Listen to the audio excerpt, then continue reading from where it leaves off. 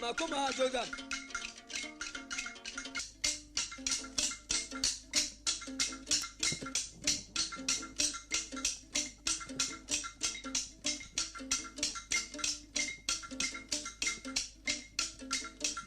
I got him based on that.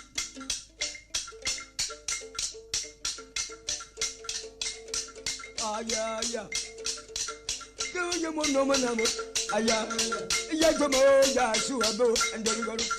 Come on, you want no man, a bonnet come and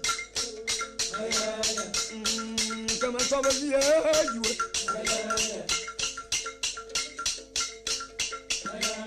Ya tu man, the meaning I know, I want to make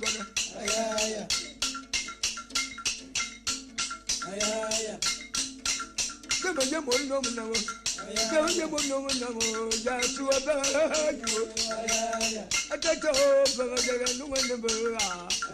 I'm a body. Just to obey and don't go.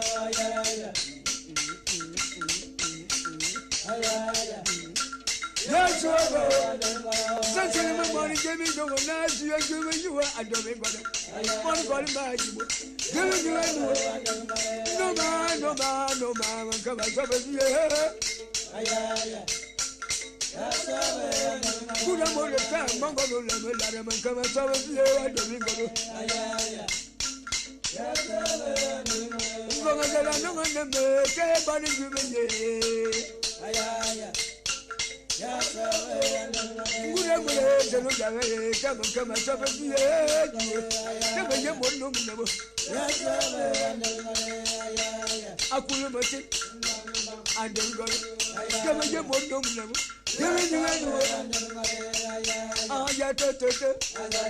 I don't go.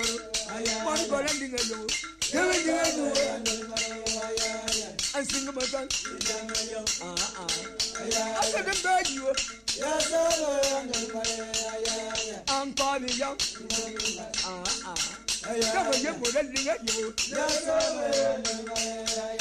My young